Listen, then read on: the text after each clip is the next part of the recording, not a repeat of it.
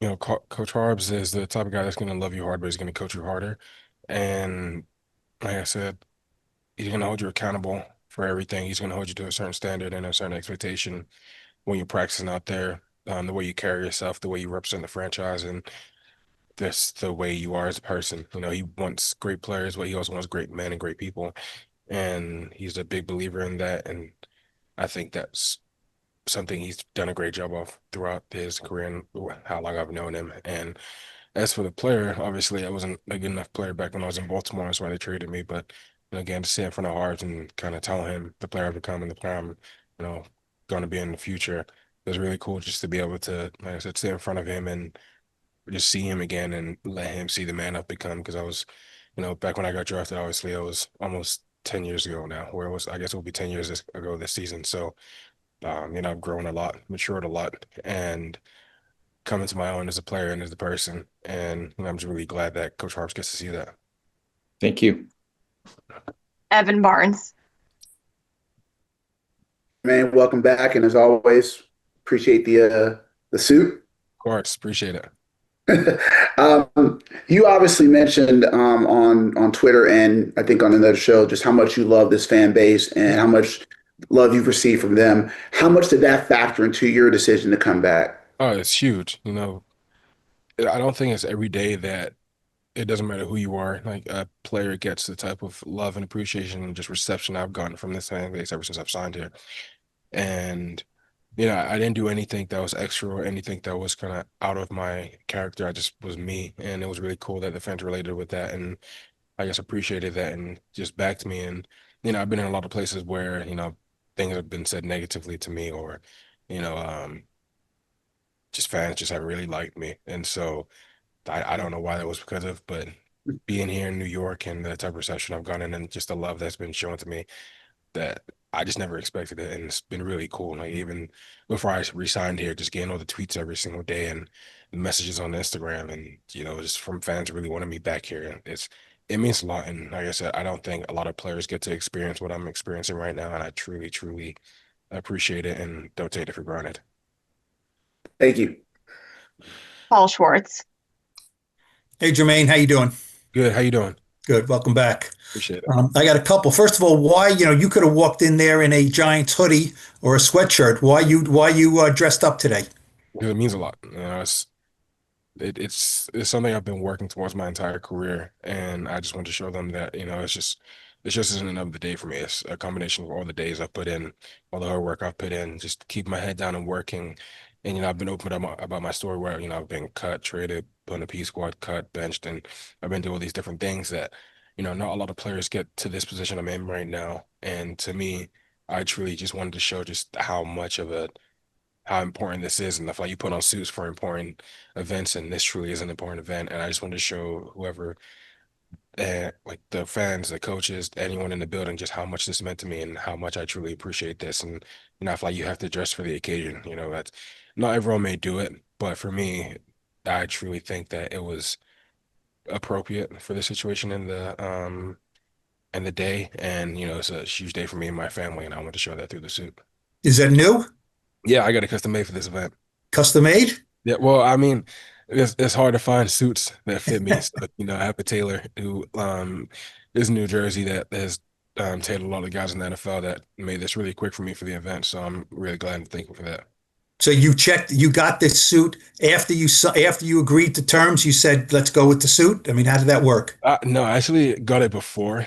I was kind of banking. Well, not banking, I would say I was hoping that I'll get the opportunity to wear it. If not, then I was just gonna wear it for the first game next season. But kind of put faith in myself that I was gonna be back here and wanted to get a suit for the occasion because it's New York. Like you have to dress up for basically everything here. So, I think I actually got it while I was in vacation in St. Lucia a couple of days before free agency. So I hit up my tailor and I was like, hey, I think, God willing, I'm gonna sign the biggest contract of my life, and I want a suit that matches the occasion. And I'd always wanted a suit that looked like this, and I'm very glad that I get to put it on and just wear it for the day, which is an honor, and I'm really grateful for it. I'm not going to ask you to stand up. The pants match, right? It's a suit? 100%. Okay, very good. Thank you. Thank you very much. Appreciate it. Yep. Patty Traina. Hey, Jermaine, how are you? I'm good. How you doing? I'm doing well. Congratulations. I appreciate it. Thank you. Glad to see you back. Me too. Jermaine, for the first time in your career, you went over 1,000 snaps. And normally, guys, when they play that much for the first time, they tend to wear down. You had one of your best career performances in terms of pass blocking, in terms of everything. What do you attribute that to? I mean, honestly, I this was my first year getting to play one position, so I think it's that every single day I came in this building and I was able to focus on right tackle, and I was able to go against Burns and Tibbs and Abdul every single day. And a lot of I went against a lot of great players this year, but I think that those three are three of the best edge rushers or three of the best edge players in the NFL, and so getting to go against them is a blessing. Um, and also, like I said, it was a mentality for me. To me, every single year in my career, something's been on the line. Like there's never been the sense of stability or the sense of comfort. I've always played with a chip on my shoulder. I've always played with the pressure on my back, and I've known that I have to perform and I need to produce because if not, then my spot can get taken. And I mean, maybe some people say no, they don't think that, but that's just how I play. Like I play like someone's behind me chasing me, and I'm trying to keep the lead on them instead of them catching up to me. And I'm going to continue to play like that the rest of my career. But I think it was just a combination of things. Like I said, getting to go against Burns, Tibbs, and Abdul every day, getting to not have to look over my shoulder, and also just knowing that I was going to play one position and that position was mine, which was a really cool feeling. Thanks, Jermaine. Again, welcome back. Thank you. We'll take two more. Art Stapleton. I know those are shorts, Jermaine. Come on. I know you got a that's a short suit, isn't it? Nah, it's I left mine in the cleaner, so next time we'll match up again. nah, for sure, for sure.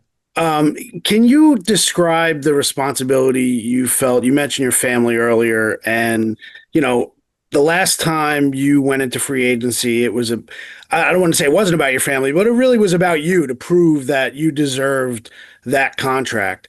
How much responsibility have you felt over the last couple weeks? I know everybody has that in their life, but for you, deciding where you were going to be and how much it was going to change not just your life, but your family's lives moving forward. Yeah, I mean, I think every man in the household has that sense of responsibility to protect their family and put their family in the best situation possible. And for me, it's been like that my entire career.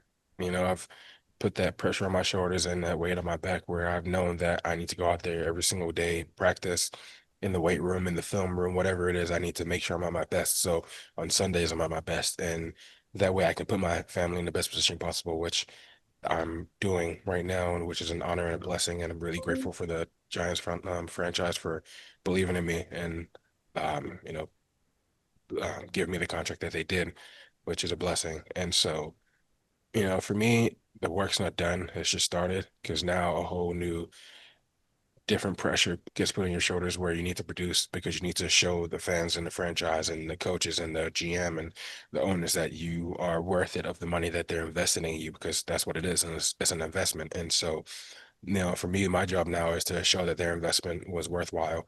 And, the whole family aspect of it, I feel like, I've finally been able to secure my future for my family, which is a blessing and an honor, and I'm truly grateful for that. But the other side of that is now, there's like I said, there's a whole new pressure where I need to go out there and continue to do what I've been doing, but to a higher standard now. And I'm really excited that I get the opportunity to do that.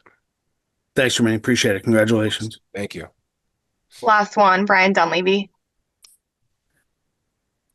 Hey, Jermaine, congratulations. Appreciate it.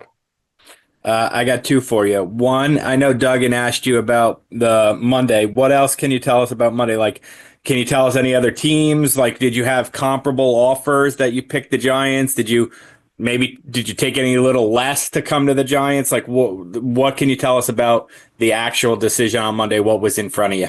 Yeah, I mean, I wanted to be here, and so like I said, I'm glad that we were able to do something where it worked for both sides, and I was able to continue to do what I've done here. I didn't want to be anywhere else. I wanted to continue to be a New York Giant because I love this team. I love this franchise. I love the people in the building. I wanted to play for Coach Harbs, and I'm excited that I get to do that again. And, Coach Bloom, G. Rowe, Coach Nagy, Coach Callahan, and they're all great coaches, and they're all really, really qualified coaches, but they have a ton of experience. And so I'm really excited that I get to be a player in their offense and in their system on this team. But what do you think about? So it looks like you could have at least four of the same offensive linemen, but the guy next to you isn't signed yet. What do you know, or what do you think, or what do you want? You're a pretty opinionated guy. What do you think about right guard next to you and who you want to see there? Yeah, I'll do whatever they want me to do. Like I said, whoever they put next to me, I'm going to make sure that we're aligned and that we think the same. And when we go out there on Sundays, we do our best to not only protect the quarterback, but open up run lanes and make sure this offense is producing all cylinders. Media Good Guy Award this year?